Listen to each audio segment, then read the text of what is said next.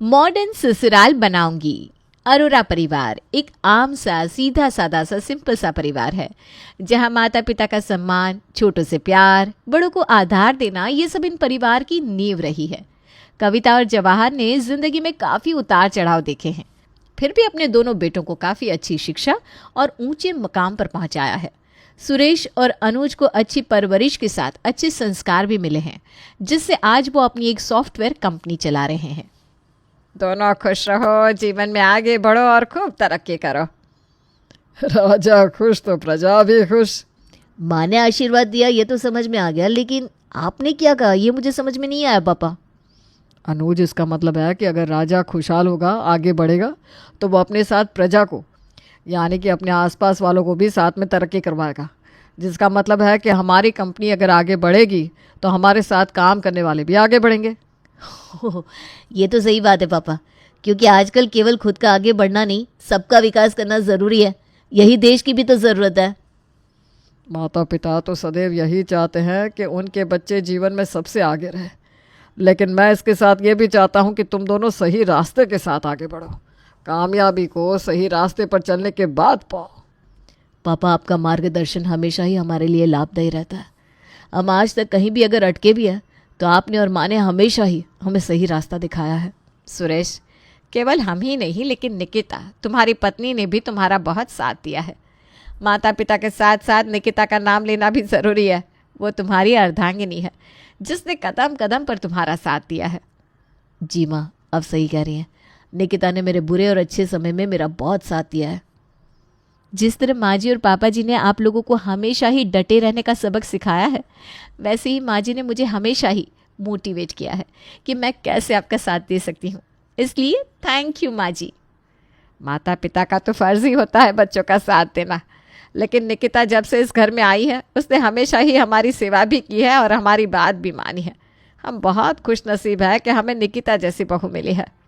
मैं तो खुद को खुश नसीब मानती हूँ कि आप जैसे इतने अच्छे सास ससुर मिले हैं मुझे। अरोरा परिवार आपस में काफ़ी खुश और एक दूसरे के प्रति काफ़ी इज्जत रखने वालों में से था। अब बस उन्हें तलाश थी तो अपनी छोटी बहू की, जिसके आने के बाद उनका परिवार पूरा हो जाता। आपने किसी से बात की है अनुज के रिश्ते के लिए? मैंने अपने 2-3 दोस्तों से कहा है कि अगर उनकी नज़र में कोई अच्छी लड़की हो तो वो हमें बताए। हाँ, मैंने भी हमारे परिवार में और अपनी सहेलियों से कहा है कि वो अनुज के लायक कोई लड़की हो तो हमें ज़रूर बताए। लेकिन न जाने क्यों मुझे ऐसा लग रहा है कि अनुज के मन में कुछ और ही है। आपके कहने का मतलब ये है कि वो किसी को पसंद करता है? मुझे तो यही लग रहा है, लेकिन पता नहीं क्यों वो हमसे कुछ कह नहीं रहा। लेकिन अगर उसके मन में ऐसा कुछ होता तो वो हमें ज़रूर बताता। हमने आज तक अपने बच्चों को किसी चीज़ के लिए भी रोका नहीं है। तभी तो मुझे समझ में नहीं आ रहा कि वो क्यों हमसे कुछ कह नहीं रहा है। अगर ऐसी बात है ना, तो हम आज रात उससे बात करके देखते हैं, शायद वो हमें कुछ बता दे। मुझे भी यही सही लगता है कि शादी जैसा बड़ा फैसला लेने से पहले हमें उससे साफ साफ बात करके उसके मन की बात जान लेनी चाहिए। जी। कविता और जवाहर अनुज की शादी की बात आगे बढ़ाने से पहले उसके मन की बात को जान लेना चाहते थे।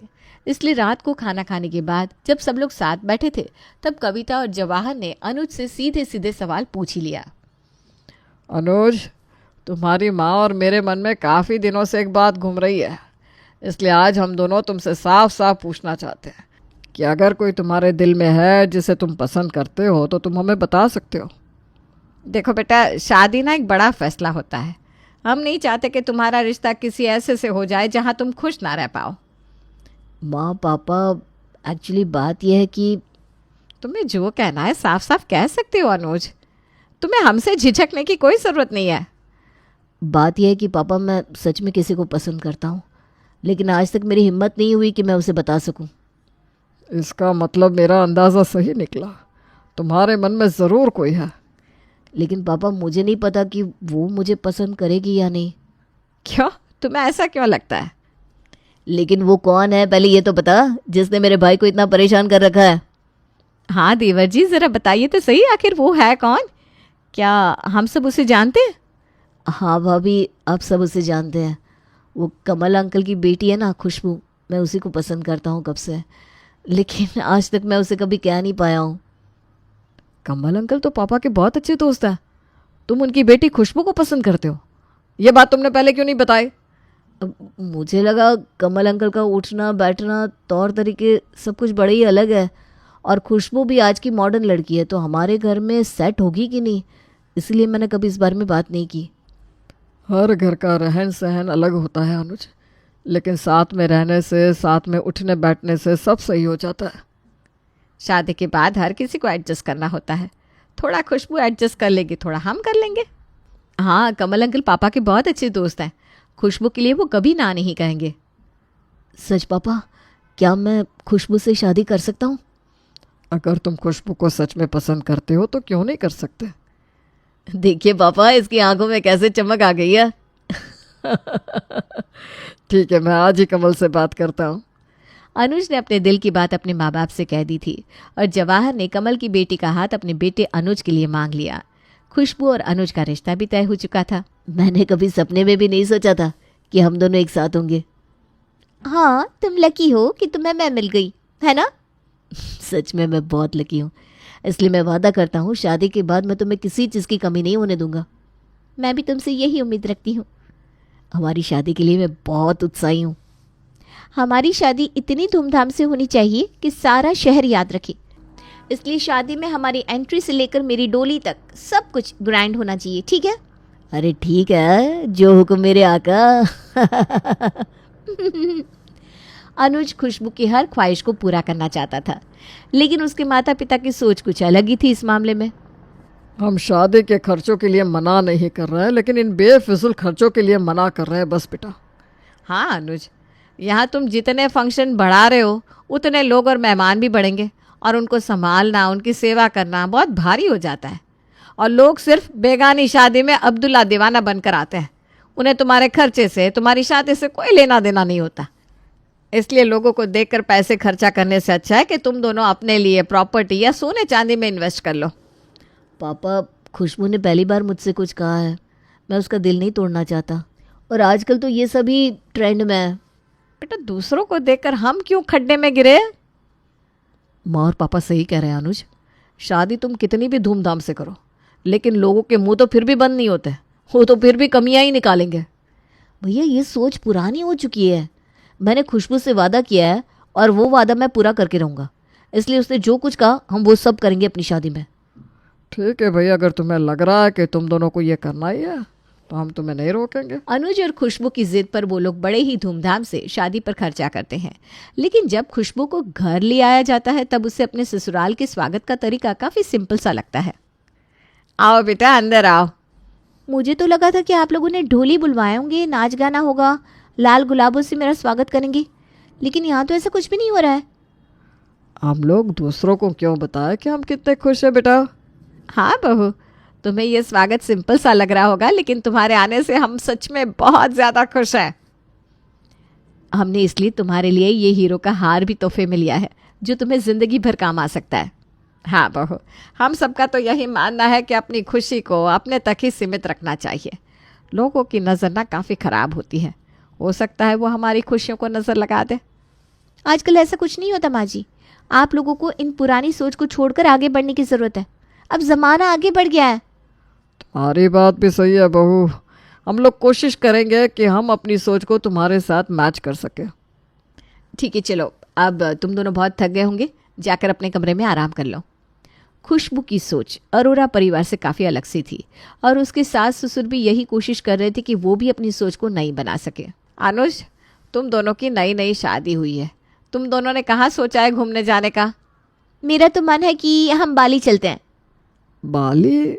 विदेश यात्रा काफ़ी महंगी नहीं हो जाएगी? अभी अभी शादी का खर्चा किया है, फिर से विदेश यात्रा। पापा जी, आजकल इंडिया में घूमता कौन है? मेरी सारी सहेलियाँ विदेश में ही घूमने गई हैं, इसलिए मुझे भी वहीं जाना है। बहू, दूसरे के महल को देखकर खुद की झोपड़ी नहीं बिगाड़नी चाहिए। हमारे पास जितना है उसी में हमें अच्छे से अच्छा करना चाहिए। हाँ, तुम दोनों थोड़े वक्त बाद चले जाना, जब अनुज ये सारे खर्चे चुका दे। नई नई शादी में नहीं घूमेंगे तो कब घूमेंगे हम? नहीं नहीं अनुज, प्लीज़ तुम यहाँ तो कहीं मत ले जाना। मुझे जाना है तो विदेशी जाना है, नहीं तो नहीं। ठीक है ना पापा, आजकल सब विदेशी तो जा रहे हैं, हम भी घूम आएंगे और आने के बाद खर्चे का देख लूँगा मैं। तूने जितनी सेविंग्स की है सब खत्म हो जाएगी अनुज। हाँ भैया, पर आप चिंता मत कीजिए, मैं कंपनी से एक्स्ट्रा पैसा नहीं लूँगा। मेरी मानो तो तुम दोनों को फिर से इस बारे में सोचना चाहिए। पापा मैं तो कहती हूँ आप लोगों को अब समय के साथ चलना चाहिए। लोग काफ़ी आगे बढ़ गए हैं। अरोरा परिवार आज भी पुरानी सोच और कहावतों में जी रहा है। खुशबू के साथ साथ अनुज भी अब पुरानी सोच और पुरानी कहावतों को पिछड़ा हुआ मान रहा था, और कविता और जवाहर भी समझ रहे थे कि शायद अब उन्हें भी बदलने की ज़रूरत है। शायद अनुज और खुशबू सही कह रहा है, हमें भी अब अपडेटेड हो जाना चाहिए। हाँ, हम आज भी बच्चों को वही पुरानी कहावतें और सोच बताते रहते हैं। हमें भी समझने की ज़रूरत है कि समय बदल गया है। बच्चे बड़े हो गए हैं, उन्हें भी समाज के साथ चलना है। हर वक्त हमारी सोच काम नहीं आती, इसलिए आज से हम भी कोशिश करेंगे कि हम भी अपडेटेड रहे। कविता और जवाहर तो समझ रहे थे कि उन्हें अपडेटेड होने की ज़रूरत है, लेकिन अब शायद समझने की बारी किसी और की थी। क्या 3 लाख का बिल आया है सिर्फ खाने और हमारी एंट्री का? हाँ, बाकी खर्चे तो पापा ने भर दिए, लेकिन ये तो तुझे ही भरने होंगे। मुझे लगा नहीं था कि इतना खर्चा हो जाएगा। अभी अभी बाली घूम कर आए हैं, उसी में मेरे 2 लाख खर्च हो गए। शादी में सभी मेहमानों को महंगे गिफ्ट दिए थे, उसका खर्चा अलग से हो गया। खुशबू के कपड़ों का खर्चा, पता नहीं अभी और क्या क्या बाकी है। अब माँ पापा ने तो कहा था तुम दोनों से, लेकिन मर्जी तुम्हारी थी कि ग्रैंड वेडिंग करनी है। हाँ, लेकिन मेहमान खुश तो हो गए ना भैया, कोई बात नहीं, सालों तक याद रखेंगे ऐसी ग्रैंड वेडिंग में गए थे।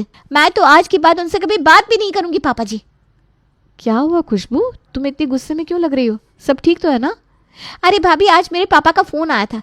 कह रहे थे हमारे रिश्तेदार कह रहे हैं कि उन्हें खाने में मज़ा नहीं आया, गिफ्ट कुछ खास अच्छी नहीं थी, दूल्हा दुल्हन भी कुछ खास अच्छे नहीं लग रहे थे। क्या? लेकिन हमने तो सब कुछ फर्स्ट क्लास किया था, फिर भी ये लोग ऐसा कह रहे हैं। अरे उन लोगों के अपने बच्चों की शादी गली के मंडप बांध कर की है, और हमारी इतनी ग्रैंड वेडिंग के बारे में ये सब कह रहे हैं। इससे तो अच्छा होता हम इनके ऊपर खर्चा ही ना करते। ये खुशबू के रिश्तेदार ही नहीं, हमारे रिश्तेदार भी यही ताना दे रहे हैं। आज के बाद मैं उन्हें किसी भी फंक्शन में नहीं बुलाऊंगी, किसी भी नहीं।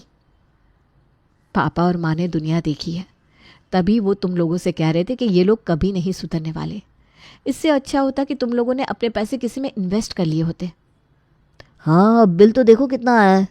लोग हमारी बुराई कर रहे हैं सोलग। हेलो, हाँ रचना, बोल क्या हुआ? क्या तू सच कह रही है?